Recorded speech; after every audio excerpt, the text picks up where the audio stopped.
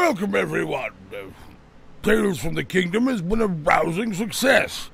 Please allow me to introduce myself. I am, of course, Colonel Shrunken Ned, from the Queen's 4th Brigade, the Maharaja. I've been hanging around here at the park for many, many months now.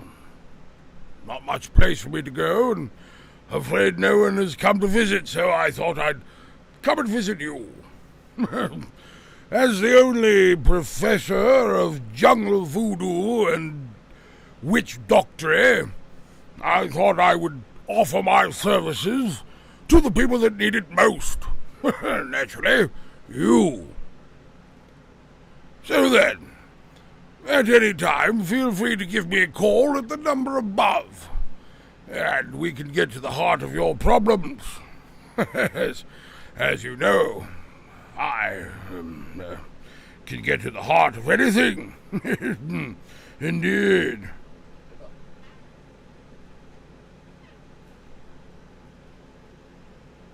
And now, welcome everyone to Tales from the Kingdom. I am, of course, the final host of the night, Shrunken Ned. I started my duties for the Queen Mother many years ago when we were in India. I was, of course, the leader of many people, many men, many good men that followed me into battle. Many men that did not make it home, indeed. Yes. But we wouldn't stand for any tomfoolery of any kind. It was discipline. Discipline, that's what it was. We knew precisely where we stood and whom we stood with. Now, yes. If you're watching live, feel free to give us a call and speak to us, ask for advice. I'm giving it out free of charge, which normally I'd take a few pennies for my thoughts, but lately that's all I've been left with. We're just hanging here. I'm Shrunken Ned with your live advice chat line. That's area code 458-201-8977. Yes, one more time, that's 458-201-8977. Now then, we'll have no more poppycockery, and if you'd like to get to the heart of your matter, please give us a call. And for the goodness of everyone, don't ask for drugs.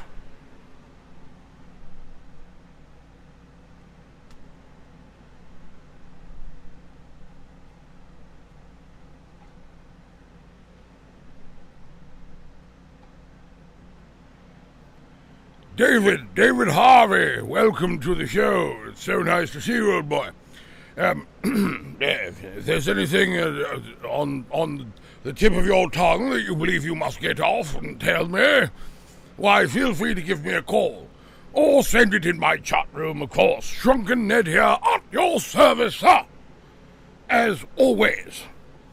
You know, in Lower Burma, I was hated by large numbers of people. The only time in my life that I've been important enough for this to happen to me, of course. I was sub-divisional police officer of the town, and in an aimless, petty kind of way, anti-European feeling was very bitter. Not like today. No one had the guts to raise a riot, but if a European woman went through the bazaars alone, somebody would probably spit beetle juice over her dress or something or other. As a police officer, of course, I was an obvious target and was baited whenever it seemed safe to do so. When a nimble Burman tripped me up on the football field and the referee, of course another Burman, looked the other way, the crowd yelled with hideous laughter. Well, this happened more than once, of course. In the end, the sneering yellow faces of young men that met me everywhere, the insults hooted after me when I was at a safe distance, got badly on my nerves. A man can only go so far, you see. Indeed. The young Buddhist priests were the worst of all. Why, there were several thousands of them in the town, and none of them seemed to have anything to do except stand on street corners and jeer at Europeans. It was not a time to be well liked, I dare say. Remember, you can always chat with us live here, sending a message or giving us a call at the number above, I dare say.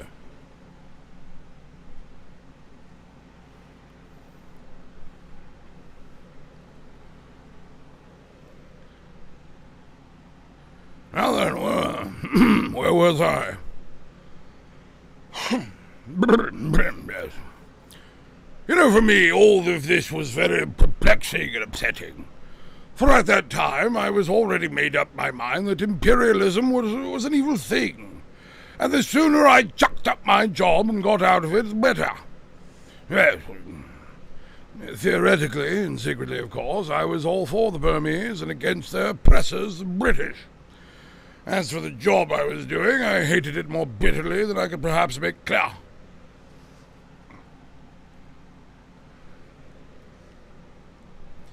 In a job like that, you see the dirty work of an empire at close quarters. The wretched prisoners huddling in the stinking cages of the lockups, the grey, cowed faces of the long-term convicts, the scarred buttocks of the men who had been bogged with bamboo. All these oppressed me with an intolerable sense of guilt, I dare say. Yes, but I could get nothing into perspective. I was young, I was ill-educated, and I had to think my way out of my problems in the utter silence that is imposed on every Englishman in the East. Yes. Carrying on in quiet desperation indeed is the English way. With one part of my mind I thought of the British Raj as an unbreakable tyranny, as something clamped down in a saculorum upon a will of prostrate peoples. With another part I thought that the greatest joy in the world would be to drive a bayonet into a Buddhist priest's guts. Feelings like these are normal byproducts of imperialism. Ask any Anglo-Indian official if you can catch him off duty. I'm not the only one.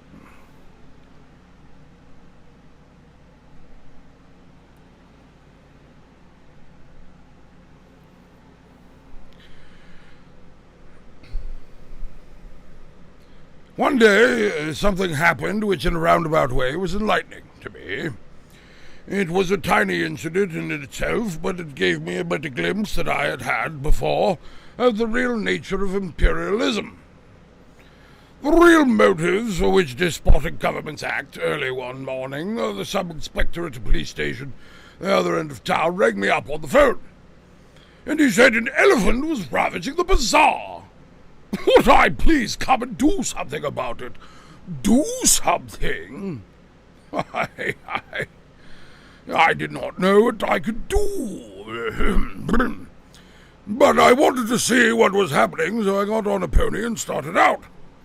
I took my rifle, an old .44 Winchester, much too small to kill an elephant.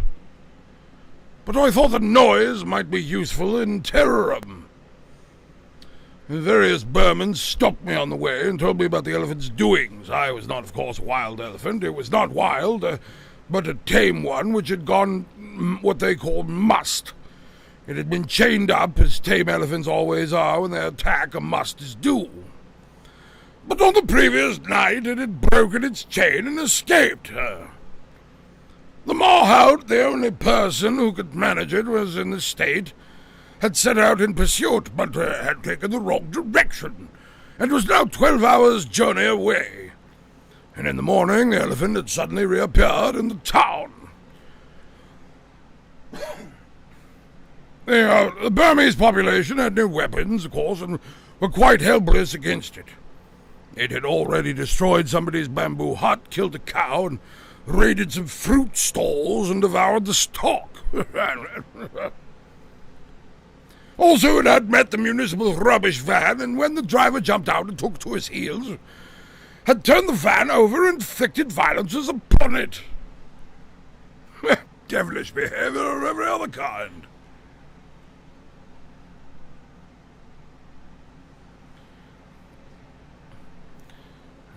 Yes. Doesn't matter what we do, no one's watching anyway. We could probably get away with the F word. Dare we say it? Fiddlesticks. Fiddlesticks and fudge ruckers. Yes, I dare say. Why, these ungrateful chaps, we put together a goddamn swinging head that's animated, walking around, trying to tell people to come to our goddamn event for all weekend, and nobody shows up, my God. What the hell's going on? You sons of bitches, I'm swinging here. Swinging here. You think I don't have better things to do, old boy? Sit around and wait for your phone calls that aren't coming? It's quite insulting of every other kind. Call me now, you sons of bitches. Tired of waiting for you. Get on that phone. Get on that horn. Call now. 458-201-8977. Indeed. Make your phone call and make it last. Surely you have a problem. And one of them is the fact that you won't call me, you dumb bastards. Don't make me curse you out and speak pornography upon your faces. Upon your ear sockets. Yes. You'd like that, wouldn't you, you naughty people out there? Shame on you, shame.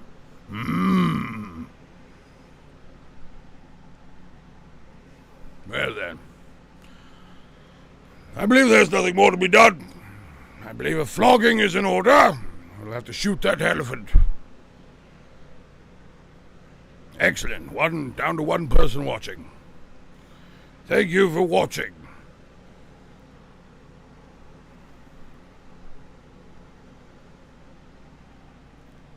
Shrunken Ned here.